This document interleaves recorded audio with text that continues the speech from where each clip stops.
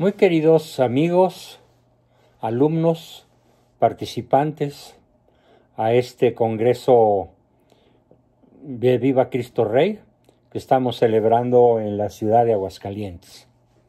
Bienvenidos. Me toca hoy desarrollar un tema apasionante. Me refiero a la destrucción del occidente cristiano mediante el aborto como violencia y crueldad. Debo darle los créditos del contenido de este artículo excelente a mi hermano don Salvador Abascal Carranza, doctor en filosofía por la Universidad Iberoamericana, quien desde hace muchas décadas, desde que éramos adolescentes, yo lo he considerado mi maestro. Bien, entonces aclaro que lo que voy en partes a leer, en partes a explicar, es una idea de mi hermano. Claro, yo tengo algo que decir también por mi parte, algo que añadir, y cuando yo me refiera a alguna idea de mi creación, de mi aportación, pues así lo diré. Sin embargo, la mayor parte del texto que voy a compartir con ustedes es redactado por don Salvador Abascal Carranza. Publicado, por cierto, en la revista, excelente, la recomiendo, Yo Influyo. Se compone de dos partes. Vamos a comenzar pues con la primera. Dice Salvador: la destrucción del occidente cristiano mediante el aborto como violencia y crueldad comenzó con una mentira. Era una verdad demasiado incómoda para intereses cada vez más controlados e ideologizados por la patraña del derecho al aborto y de los derechos LGTBIQ+, más letras que se acumulen de aquí a diciembre. Antes de haberte formado yo en el seno materno, te conocía. Y antes que nacieses, te tenía consagrado. Citas de Jeremías, de Job, de Salmos, y mis huesos no se te ocultaban cuando era yo hecho en lo secreto, tejido en las honduras de la tierra. Salmos 139, versículo 15. Desde el siglo I, la Iglesia Católica Apostólica Romana ha afirmado la malicia moral de todo aborto provocado. Esta enseñanza no ha cambiado. Ha permanecido y permanecerá invariable. El aborto directo, es decir, querido como un fin o como un medio, es gravemente contrario a la ley moral. No matarás el embrión mediante el aborto, no darás muerte al recién nacido. Está en el libro Didache, en el libro de Bernabé, en la epístola a Diogeneto y en Tertuliano, Apología número 9. Los autores sagrados no hacen consideraciones filosóficas acerca de la animación, pero hablan del periodo de la vida que precede al nacimiento, indicando que es objeto de la atención de Dios. Él crea y forma al ser humano, modelándolo con sus manos.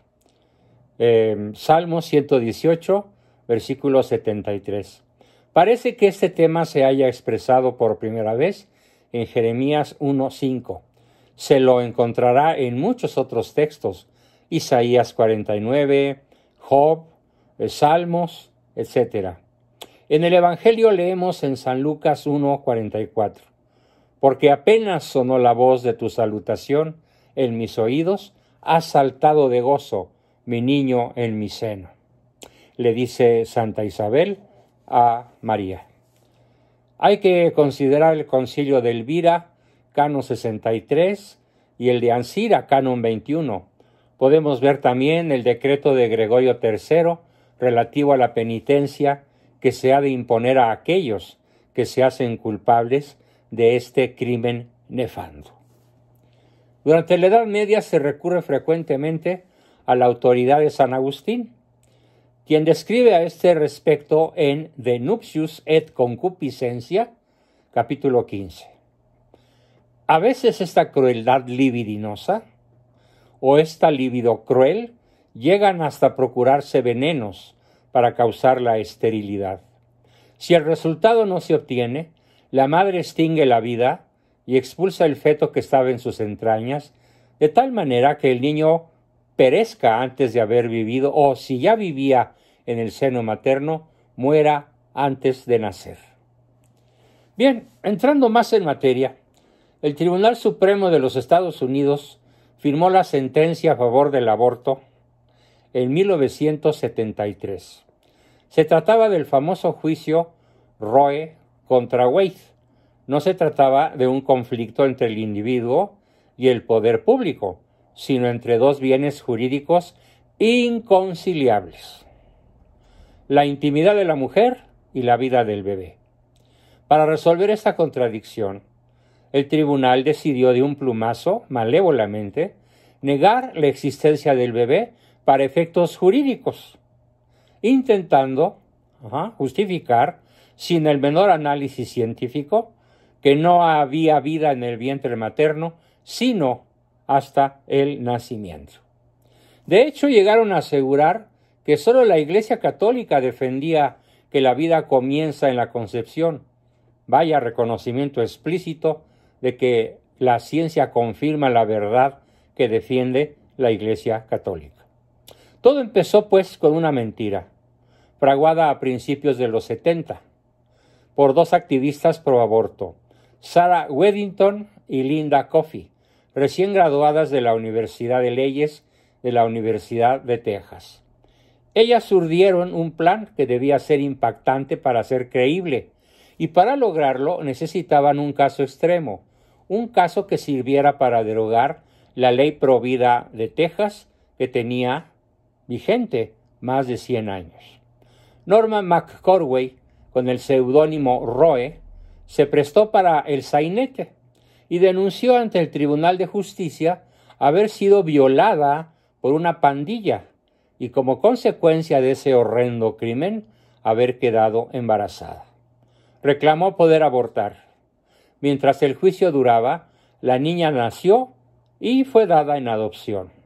De hecho, Norma se embarazó, no de una violación multitudinaria, sino con el consentimiento de su pareja, a la que ella quería y las abogadas conocían.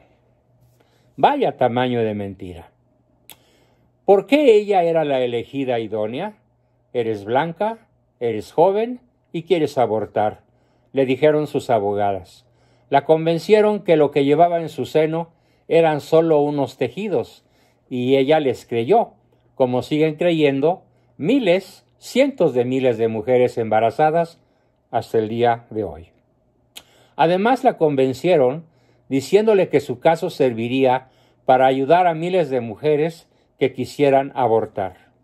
De hecho, ella no quería hacerlo, pero la presionaron con el atractivo argumento de que ella haría historia y que bastaría con que dijera que sí quería abortar por escrito. Ojo, nunca lo dijo en la corte, aunque como realmente sucedió, Norma McCorvey nunca abortó. Como un hecho insólito en los procedimientos jurídicos, en un país que se precia de ser campeón del Estado de Derecho, Norma McCorvey Roe nunca testificó, ni habló con ningún magistrado, ni estuvo presente en ninguna de las audiencias de su caso. Solo firmaba lo que sus jóvenes abogadas le entregaban.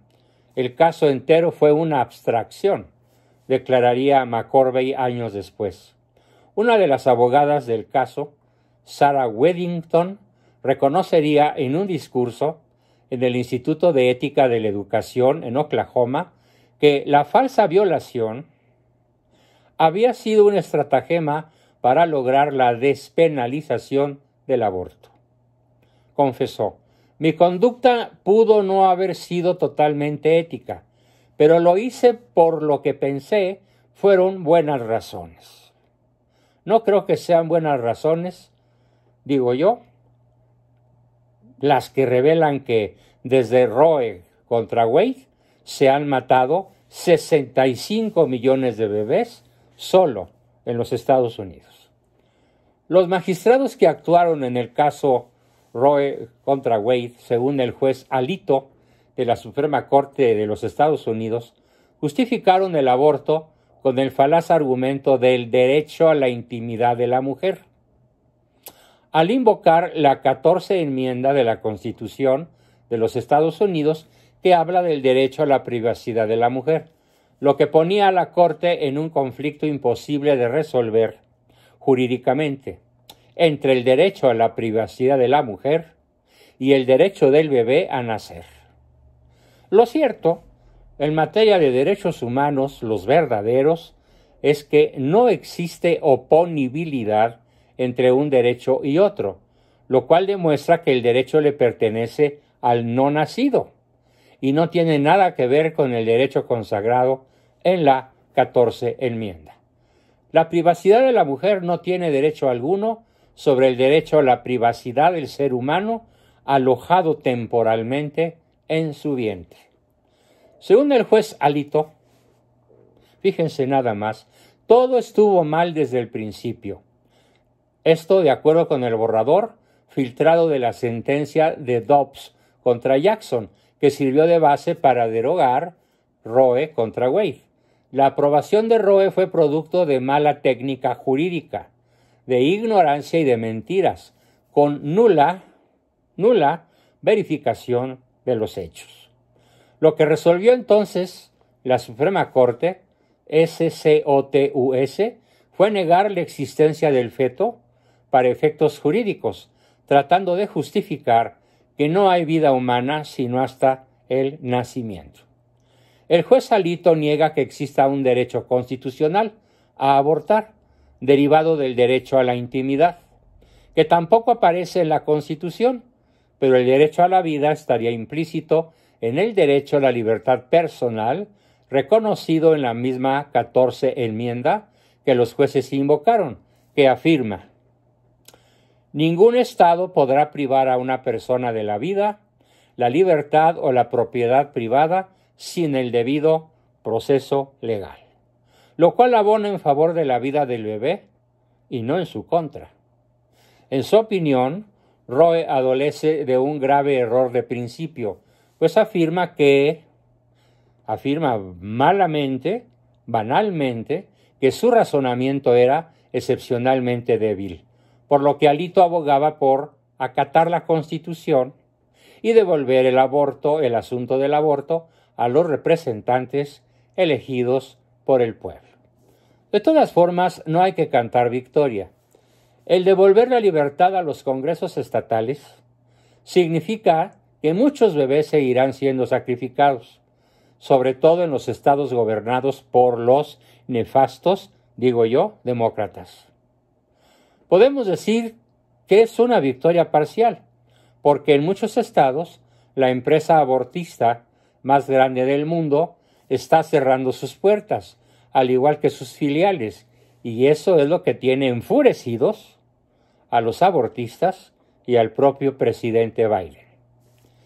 De hecho, la Suprema Corte de Justicia de los Estados Unidos no tiene facultad para legislar, por lo que su tarea principal es la de ejercer control constitucional, como en México y en todos los países democráticos. Sin embargo, abusando de sus facultades, como también pasa en México, los magistrados consagraron el aborto como si fuera un derecho humano, a pesar de los graves conflictos que esto implica. Tuvieron que pasar casi 50 años para que la Corte corrigiera el grave error cometido en 1973, y gracias al voto de la mayoría de los magistrados. Dijimos al principio que todo se basó en una mentira impuesta por las activistas a favor del aborto y por los jueces dispuestos a creerles. Que éstas convencieran a Norma McCorvey de mentir en el juicio porque ellas necesitaban un caso extremo. Pero como la mentira nunca se sostiene mucho tiempo, 14 años después del juicio, dándose cuenta de la monstruosidad de lo que la habían forzado a hacer, dándose cuenta, repito, de la monstruosidad de lo que la habían forzado a hacer, Norma se arrepintió e incluso inició procedimientos legales para deshacer el entuerto, que no prosperaron porque la corte estaba ya totalmente ideologizada. Es decir, digo yo, en garras de la ideología de género. No valieron los alegatos de McCorvey, que declaró públicamente varias veces su mentira. Se supondría que un asunto tan escandaloso como mentirle a la Suprema Corte tendría enormes repercusiones en los medios de comunicación.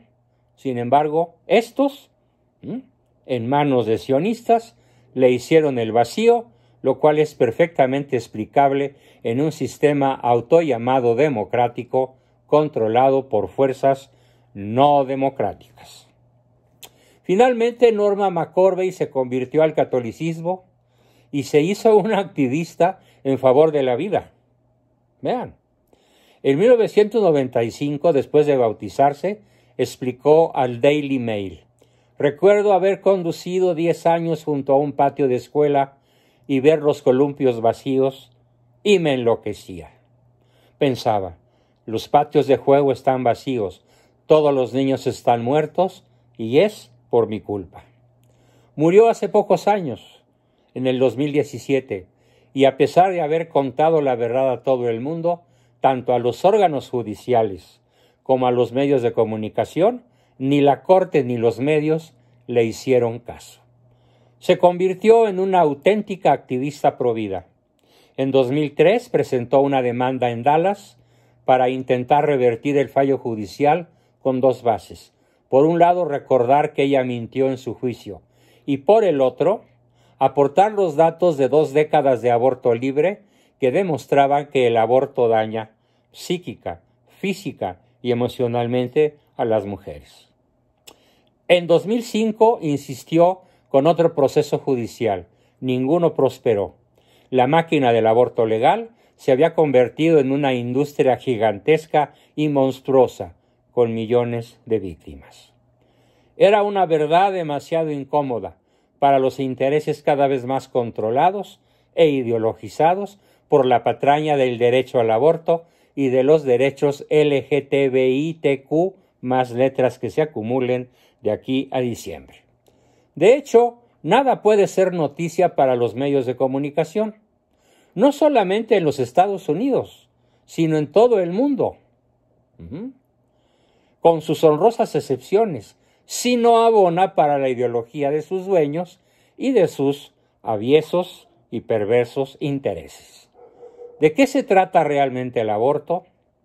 De las consecuencias de la resolución de la Corte Suprema de los Estados Unidos, de la violenta reacción de los activistas pro aborto, de la histeria de los medios, del gobierno de Biden y de los gobiernos de otros países, daremos cuenta en los próximos minutos. Así que ahora vamos a hablar, después de esta gigantesca mentira que ha quedado develada, del aborto como crueldad y violencia, propiamente. En el mundo occidental, heredero de la civilización judeocristiana y de la cultura grecorromana, el aborto se ha convertido en uno de los temas a discusión más importantes, si no es que el más importante, porque él ha sido la causa de la extinción de la vida de millones de seres humanos. Más grande, violento, cruel y doloroso que cualquier guerra, más que cualquier hambruna o cualquier holocausto. Según la comisión Guttmacher-Lancet, se producen en el mundo 73 millones de abortos por año. Decía Stalin a propósito de los asesinatos que ordenaba hacer: la muerte de un hombre es una tragedia, pero la muerte de 1 millón es una estadística. Es verdad que la muerte violenta de cualquier ser humano es una tragedia, porque se le impide cumplir con el desarrollo natural de todo hombre o mujer y con su misión en la vida, y porque se extingue una promesa de vida para su familia para su entorno y para la sociedad entera. Con cada asesinato de un hombre o de una mujer, muere también dolorosamente una porción de la humanidad. Cuanti más cuando el asesinato se produce en el ser más frágil, más indefenso y más inocente de la especie humana. De los 63 millones de bebés abortados en la Unión Americana, ¿cuántos serían hoy, después de casi 50 años, genios científicos, artistas notables, filósofos, ingenieros, arquitectos, deportistas de élite, políticos de excelencia, sin duda mejores que los que hay, o ciudadanos que estarían cumpliendo una misión que quedó sin cumplir? ¿Por qué? Porque cada ser humano es único, irrepetible y por lo mismo, ojo, irreemplazable. ¿Cuántos de todos estos abortos, de todas estas personas abortadas, serían lo que acabo de explicar?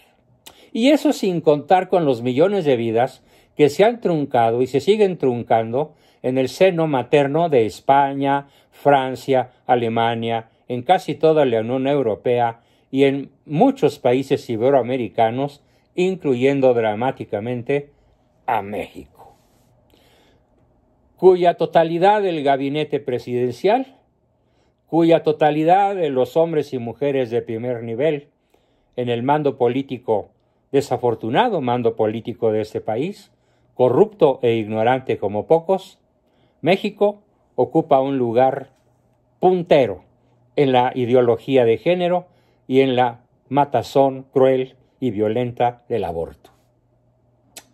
Ninguna vida se puede comparar con otra. Todas son sagradas. Claro. A propósito de la sacralidad de la vida, es verdaderamente escandaloso que Emmanuel Macron, el presidente francés, apanicado por la victoria provida en los Estados Unidos, haya anunciado sanctuariser, palabra inexistente en francés. Quizás quiso decir hacer un santuario proveniente de la palabra sanctuaire, el derecho al aborto en la Constitución francesa. Ver el 8 de agosto del 2022 en el diario Educación. No cabe duda de que la batalla en favor de la vida es la batalla más importante al día de hoy. De ella depende la viabilidad de nuestra civilización. La batalla por la vida dura toda la vida. Todas las leyes que en Occidente se han aprobado y se siguen aprobando sobre el aborto son mentirosas. Están hechas para engañar. Le llaman interrupción del embarazo a lo que no se puede continuar. Si yo bajo un interruptor eléctrico, lo puedo volver a conectar. Si yo mato un ser humano, no lo puedo revivir. La vida de un ser humano, pues, se extingue. Es muerte, sin reanudación. Incluso intelectuales famosos en México, como Jesús Silva Herzog, escribió hace poco un artículo sobre el aborto, que es terminar un embarazo, porque no se atreve a decir, aunque lo sabe, que es lo mismo que terminar una vida, que es muerte, porque teme ser políticamente incorrecto. Todas las disposiciones legales que permiten el aborto hablan en términos de salud sexual y reproductiva y de aborto gratuito, seguro y legal. Para empezar, aclaremos, no es gratuito, porque en casi todos los países en los que se practica este crimen monstruoso que clama al cielo, se hace a costas del contribuyente. Ciertamente tiene mucho de seguro, porque lo seguro es que en el procedimiento nada saludable para la mujer, con toda seguridad el bebé morirá. Y tampoco es salud reproductiva, porque la reproducción se detiene violentamente. Y para colmo, muchas mujeres que abortan quedan estériles, ya sea moral, psicológica o biológicamente. Lo único en lo que aciertan es en que es legal, aunque no es lo mismo que justo o legítimo. ciertamente es legítimo, no, ciertamente es legal, pero no es legítimo, aunque las leyes lo consagren. Lo más desconcertante e incluso siniestro del caso es el uso del término legal para practicar el asesinato de un ser humano, porque es una sentencia de muerte arbitraria, sin juicio previo. Unas legislaciones dicen que son 12 semanas, otras que son 14, otras más que 18 y otras más como en Nueva York, en palabras de los más altos mandos de la Unión Americana, hasta el término del embarazo, es decir, a los 9 meses. Cumplido el término legal, o antes de cumplirse, cabe preguntar al legislador partidario del aborto, ¿a qué hora es justo matar al ser humano más frágil e indefenso? ¿Al despuntar el día? ¿Al mediodía? ¿Por la tarde? ¿O en la oscuridad de la noche? ¿A qué horas exactamente se convierte, milagrosamente, ese montón de células? Cosa que repiten a las pobres mujeres que van a abortar, ¿en un ser humano? ¿Qué pruebas científicas pueden aportar los legisladores y los abortistas de lo que se saca troceado del útero de la mujer? A ver, repito. ¿Qué pruebas científicas pueden aportar los legisladores y los abortistas de que lo que se saca troceado del útero de la mujer no es un ser humano? Científica, filosófica y antropológicamente ya somos todos los seres humanos lo que íbamos a hacer hace un minuto, hace un día o hace 100, y seremos lo que ya éramos hace 9 meses, 1 año o 90. Desde la fecundación hasta la muerte, somos los mismos. ¿Por qué les aterra tanto a los legisladores abortistas el concepto de concepción? ¿O es que a estas alturas de los avances de la ciencia no saben cómo se procrea un ser humano? ¿No lo aprendieron en la escuela, en la clase de biología? ¿A qué clase de científicos consultan los legisladores que condenan a muerte a los seres humanos que no se pueden defender? ¿Algún legislador de estos puede dudar de que algún día fue cigoto, embrión, feto y bebé? Hace muchos años, Carlos Castillo Peraza, un gran intelectual mexicano ya fallecido, escribió un artículo que se intitulaba Bienaventuradas tortugas. Hacía poco que en México se había aprobado una ley destinada a proteger las especies animales en peligro de extinción, y entre ellas estaba las tortugas marinas. Para tal efecto se prohibió la comercialización y el consumo de sus huevos y de su carne. Hasta la fecha, existe estricta vigilancia en las playas en la época del año en que las tortugas acostumbran desovar, con la aplastante lógica de que, protegiendo sus huevos, se protege a las tortugas. No surgió la menor duda en los legisladores acerca de la tortuguidad en los huesos de tortuga, señalaba Carlos Castillo, con singular ironía, de tal manera que se establecieron sanciones que hoy llegan hasta la privación de la libertad para quien infrinja la ley.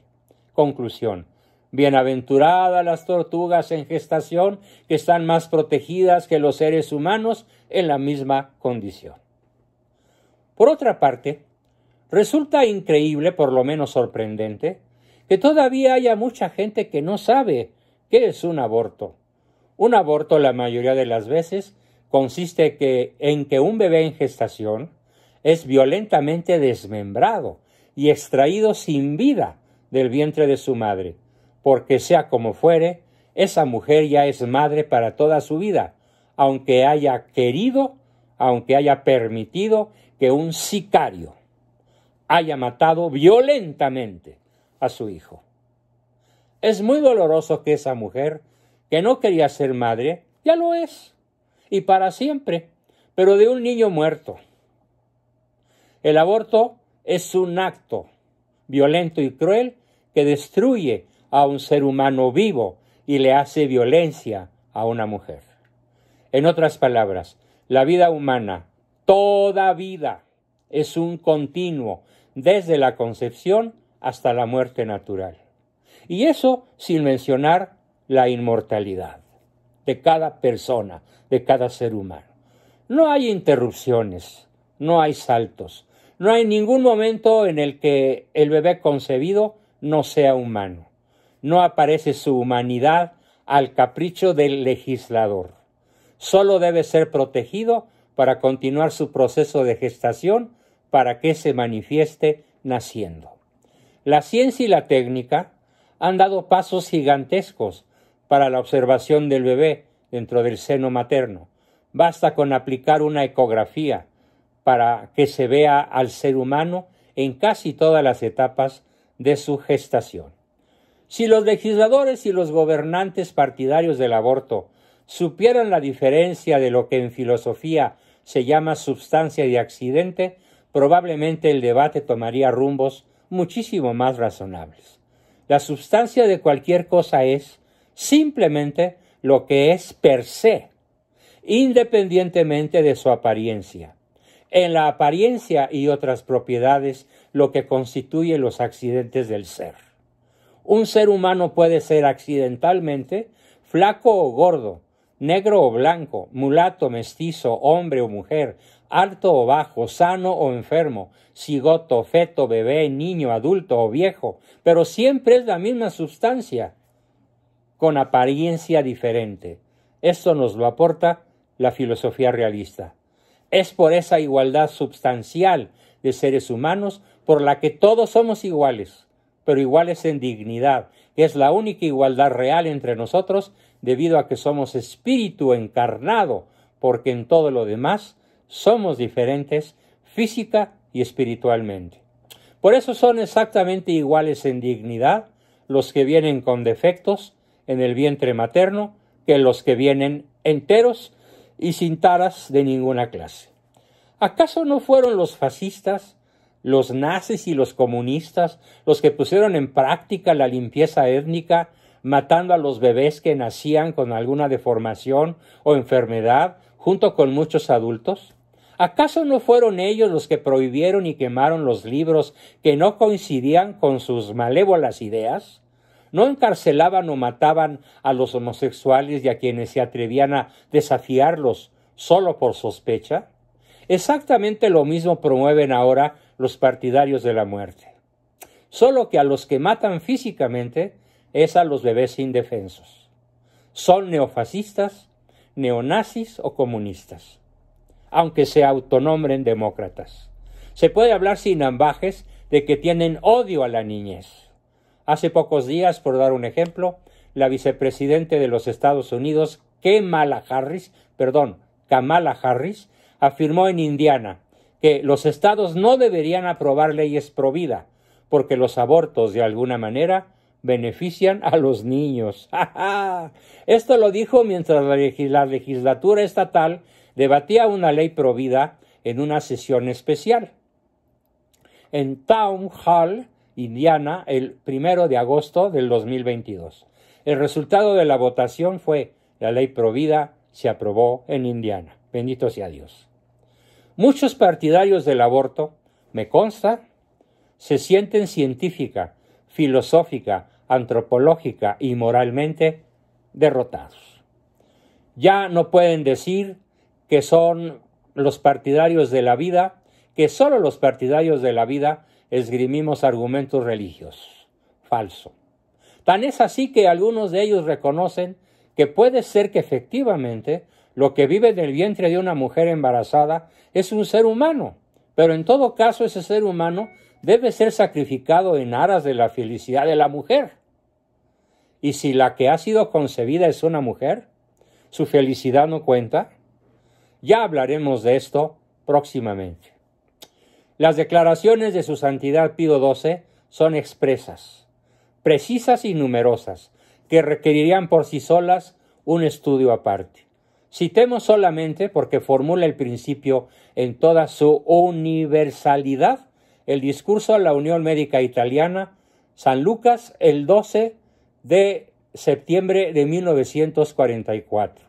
Mientras un hombre no sea culpable, su vida es intocable, y es por lo tanto ilícito cualquier acto que tienda directamente a destruirla, bien sea que tal destrucción busque como fin, bien que sea que se busque como medio para lograr un fin, ya se trate de vida embrionaria o de vida en camino a su total desarrollo o que haya llegado ya a su término. Discorsi e radiomessaggi, así se llama la locución del Papa.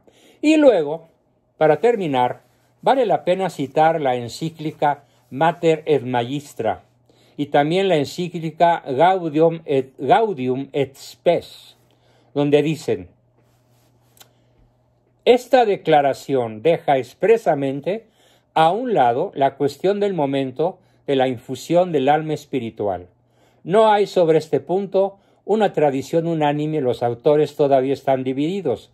Para unos esto sucedería en el primer instante, para otros podría ser anterior a la anidación. No corresponde a la ciencia dilucidarlas, pues la existencia de un alma inmortal no entra dentro de su campo. Se trata de una discusión filosófica de la que nuestra razón moral es independiente por dos motivos. Uno, aun suponiendo una animación tardía,